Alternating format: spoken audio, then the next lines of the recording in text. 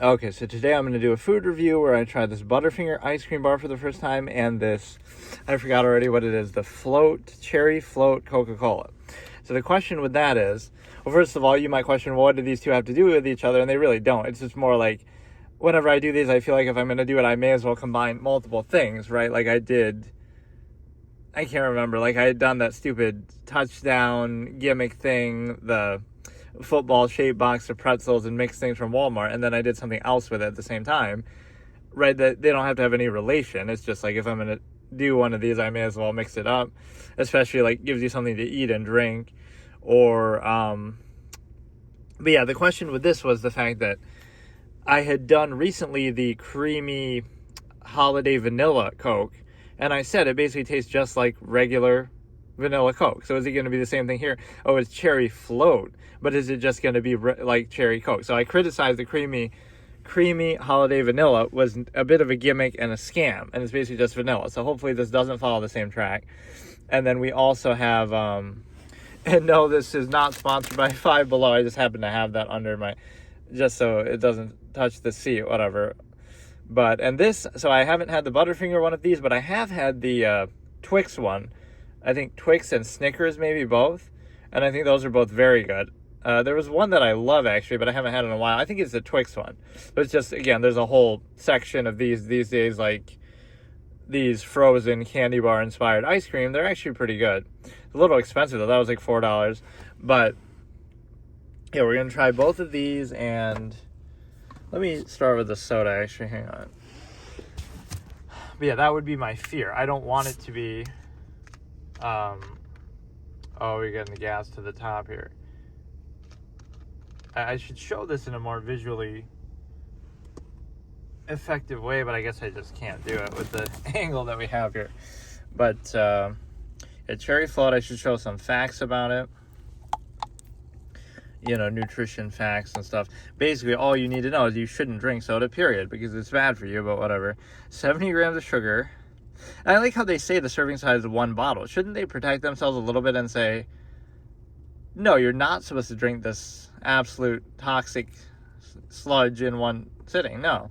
You're supposed to drink 8 ounces and, you know, drink it a couple times. You're really supposed to drink the whole bottle in one serving? Like, that's not normally how those things work. There's new, I don't know why I feel like I remember seeing this somewhere, but I definitely have not had it. So let's go ahead and try it.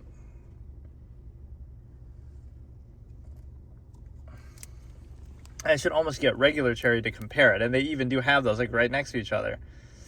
I can definitely tell a bit of a difference, but it's so minor. It's so slight. That's why you need a food critic expert like me, which of course I just say that jokingly. Like if I say I'm film critic in one of these videos, that's actually true because I used to review movies regularly and had like a blog for it and stuff.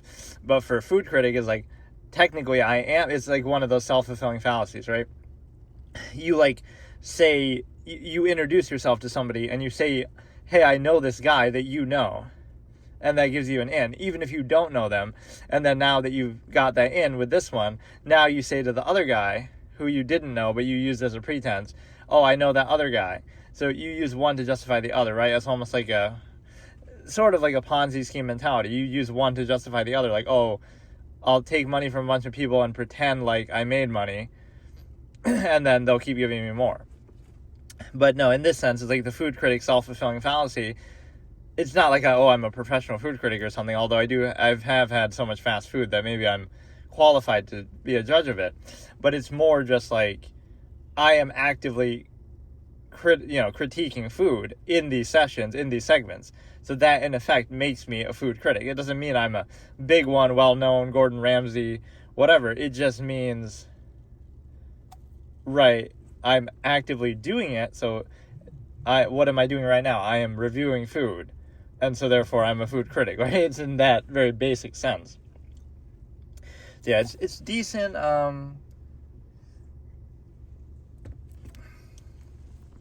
don't get a lot of nuance. It has like the two flavors. It has the cherry and it has a little bit of this float feel to it. It's kind of hard to explain exactly. You know, you want to think of like, a root beer float, but obviously the consistency is going to be lacking. That's almost a great idea. They should do one for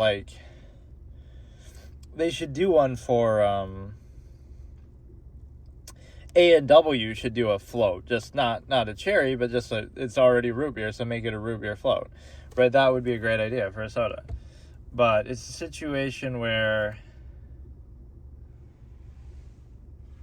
I'm not like blown away by it. I'm kind of questioning it because, again, I maybe haven't had cherry in a while, so I'm not the most fit to judge that, but it's kind of something I'm questioning because I won't say it's as bad as the holiday vanilla one where that just feels like vanilla Coke.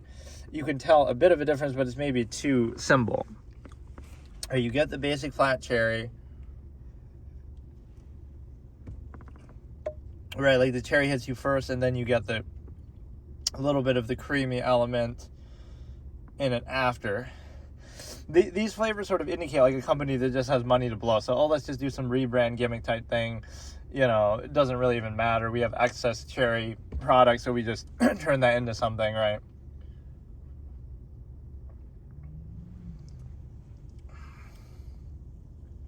So in and of itself, it's good, and you have to always counter your bias. It's less than an objectivity.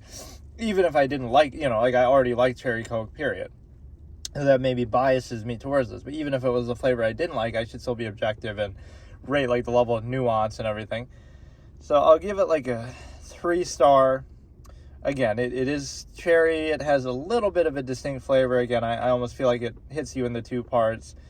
You get the cherry at first, which tastes just like regular cherry Coke, from what I remember at least. It has been a while, and then the float, kind of little creamy part. This is more creamy than the holiday creamy vanilla. That hits you kind of at the end, so it's not terrible, but there's no real nuance or anything special. I was using that Cabo citrus thing, Mountain Dew, as an indication of nuance. That definitely had a little more layer to it. This is just kind of flat. And not in terms of the gas either. It's just kind of like, it hits you once, it gives you the little cream, and that's it. Like there's something more that is just lacking. It's hard to explain. Let me see.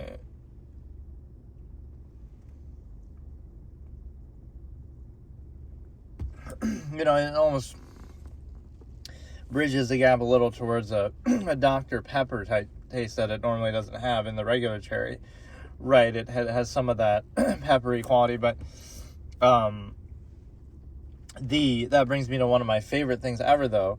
The best cherry soda was that came in like the black can, the Dr. Pepper cherry, which had like a really dark flavor to it, like black cherry kind of. And you can never find that anymore, but I love that. That was such a good soda. Right, that'd be in my S tier if I do a tier list. Yeah, I'll give it a solid 3. Again, there's not much I can really even describe about it. I mean, it kind of is what it is. It doesn't fall under the same trap of the creamy holiday vanilla thing. At least it's a little better than that. I can't remember what I gave that. I should have probably given it like a 1-star because it's just, again, it's literally vanilla Coke, whereas this is cherry Coke with like a little bit of a difference to it, but it's a little artificial. It's like, let's just put like a tiny dab of some flavor, barely noticeable, doesn't do a whole lot for it.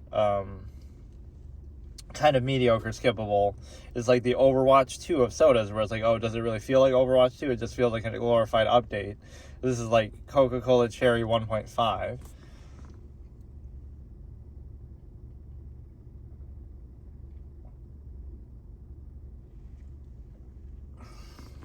Or that's one way to check with soda too.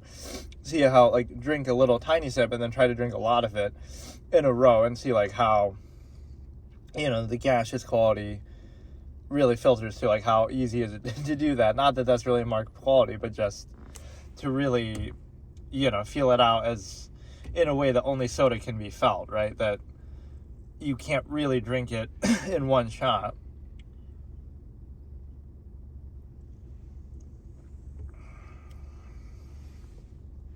So again, that one's pretty average, pretty mediocre, right? Not crazy about it. And then we'll try the Butterfinger thing. And maybe I go on too long with some of these, but it's kind of like I'm searching for something else to say about it, but I just don't know. It's not like overly sweet. It's not like overly, over the top. So now, go ahead and open this. First time ever having this one. I've let it thaw for a little bit. So it should be in peak prime condition here. I should always show these nutritional facts as if this is, make this informational as possible. Serving size 1 bar. Okay, even that I can agree with, but wait a second. It even says on the thing, didn't it say like 2 bars?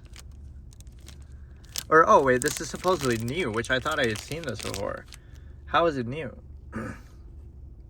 So maybe that, oh wow. I thought this is just a normal thing that I see every time, but I always would get the Twix one whenever I would get them.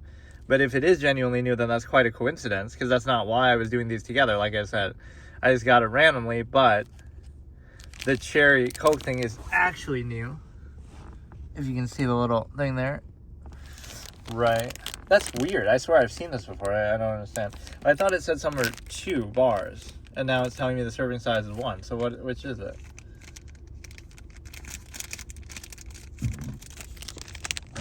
Okay, whatever. So, again, I do like, I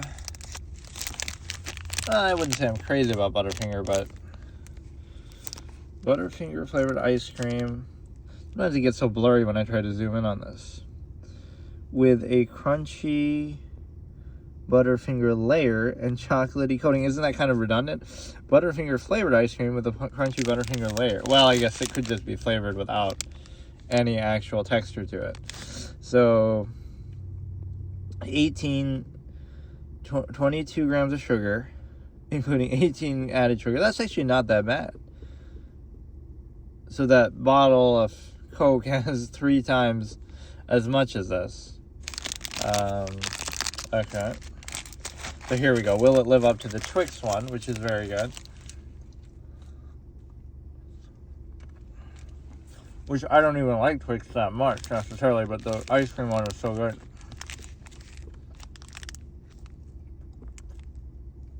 I've let it sit for about maybe 15-20 minutes, I don't know exactly, but also in a car and also in kind of cold weather, so it's kind of hard to judge like the exact nuance of what that means, like how much you really thought.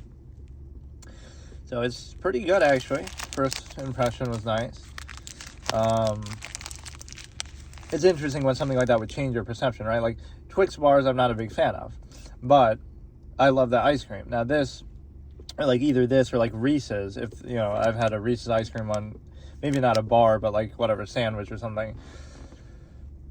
And then it's like, oh, maybe I don't like that as much, even though I love Reese's and I love peanut butter. So like, let me go over some of my flavor profiles. Like what are some of my favorite flavors? Mint is always one of my favorite flavors, like mint chocolate chip ice cream, stuff like that. Not so much peppermint, even though, people could say, oh, mint tastes like toothpaste or whatever, but still. Mint has always been one of my favorite flavors. And so is, like, again, peanut butter. Those are probably 2 of them. And then there's always some also feeling of, like, I'm a minimalist. Like, I would eat things plain, and even to this day, like, without sauces. And I would have, like, foods with, like, 1 or 2 ingredients, like, oh, just plain pizza, cheese with no toppings. So I just want the bread, the cheese, the sauce, even though that's 3. Like, I don't like a lot of things in something. So, like, salad is, like, my worst nightmare, worst enemy. So there is, like, a minimalistic quality to that, like, where you have less in there, but you appreciate it more. Instead of it's almost like a life philosophy, too. Like, you do less things or you have less things, but you appreciate them fully instead of overextending yourself and saying, here's my fortune cookie wisdom. Like, instead of, just, you have more things, but you never appreciate or use all of them. And that is a relevant thing because, you work so hard and you struggle so hard, but then you end up having all these things, possessions that you never have time to appreciate or use. You can't take it with you. You'll never use all the money or whatever possessions you have. So, first bite was pretty good.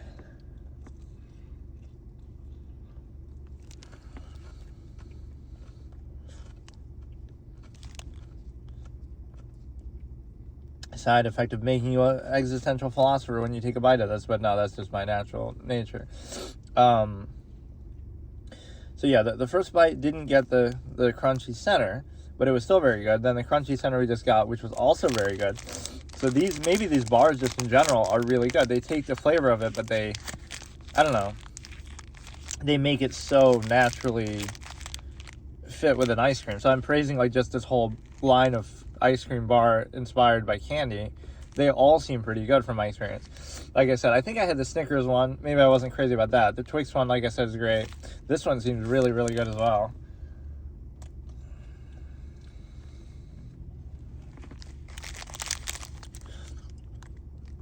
So the crunchiness is really good, really authentic to the Butterfinger. In fact, it might be even a little better. And then the ice cream itself is good. Outside layer is pretty basic, but you can tell and taste and distinguish all 3 layers. They all kind of complement each other. This might be like a rare 5-star.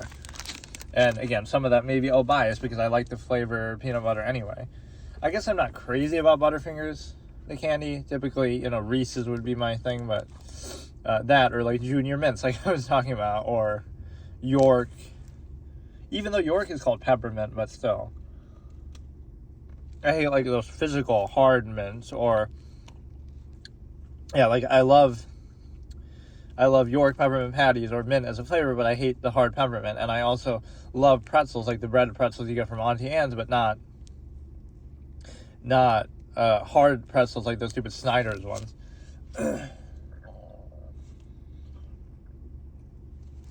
So again, it has a good nuance. It lives up to Butterfinger, but in some ways it maybe surpasses it. Like, I've never had a Butterfinger bar and enjoyed it to the extent that I'm enjoying this. So same thing like with Twix. I don't even like Twix, right? The candy bar, but somehow that ice cream. So I'm trying to think like what exactly do they do that brings it out? You take the flavor, but you remove some of the, again, the hardness of the texture, because obviously you're going to be eating it when it's thawed a little bit. So you don't have to worry about the hardness of the texture that you might not enjoy, or some of the, I don't know, the flavor is like more controlled somehow. I don't know how to explain it.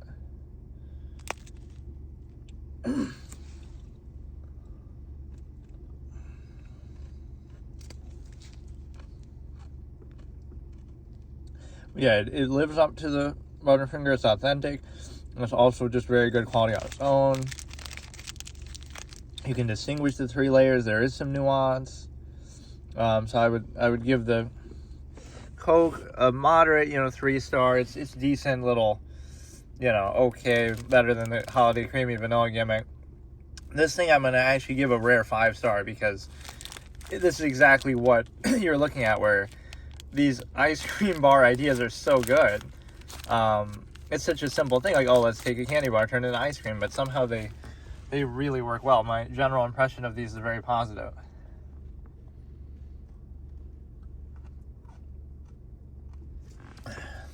So like what could have worked too, like, oh, you just do it without the crunchy layer. You just do it, oh, it's a bar and it has the, Butterfinger ice cream in there, right, without that top part of the crunch. That would still be pretty good. That'd be like a 3-star. That's what you expect. But they went above and beyond by actually putting that in there too.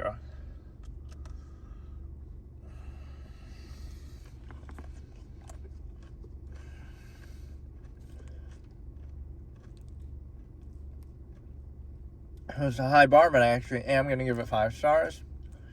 There's really nothing negative I can say about it. It has the nuance. It lives up to the original flavor. In some ways, again, like I said, with the Twix comparison, I probably like it better than the candy bar. So let me try to decrypt that one last thing. What is it about putting it into ice cream form that really makes it better? Again, the softness of the texture maybe isn't more pleasant than the hard candy bars, or somewhat like maybe there's like a bitterness to the flavor in the candy bar form sometimes that you don't get with this. This is more like,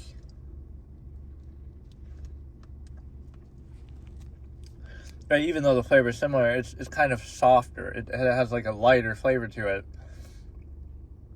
that you can appreciate the nuance more. It doesn't overwhelm you the way that the candy bar can sometimes, because it is, obviously more of a dairy product with the milk and whatever. So it makes it more kind of light.